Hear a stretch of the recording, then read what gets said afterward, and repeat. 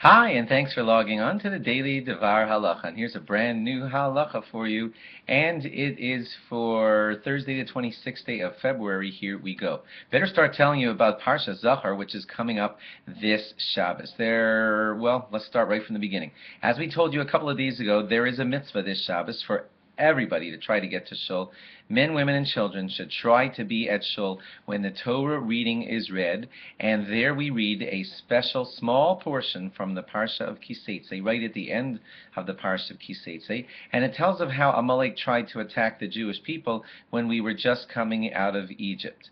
We were victorious, thank God, and Amalek and their hatred for us is forever to be remembered, and we always try to eradicate that memory, as we discussed a couple of days ago. There is a mitzvah to do this, to stamp out the everlasting mark that Amalek made, and we're supposed to do that once a year, and we do that. The ordained time for it is the Shabbos of Parshas Zachor, and that's why it's read in the shul from the Torah as the maftir reading.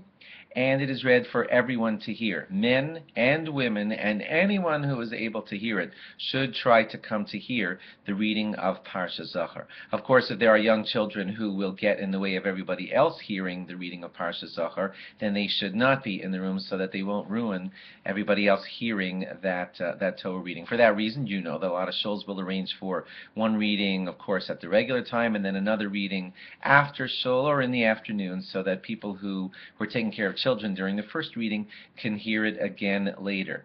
A child is not allowed to read the Torah reading for Parshas Zachor because it is a biblical command, and that biblical command can only be fulfilled by a grown-up male who will read it for the entire congregation. What about a bar mitzvah aged boy? Well, that is an interesting question. I'll tell you why.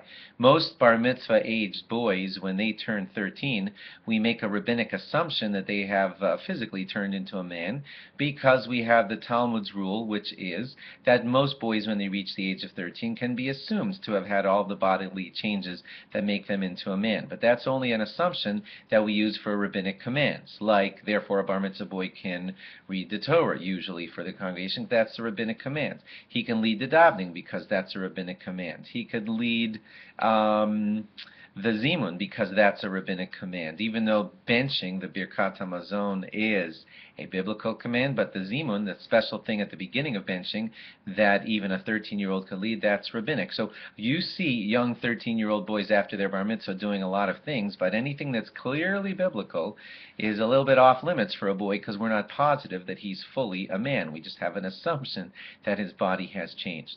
And we follow that assumption for all rabbinic things. But if a boy would want to, let's say, write a pair of tefillin for a man, or if a boy would want to blow the shofar for the entire shul, which needs a biblical, fully fledged man to do that mitzvah, it would be a problem.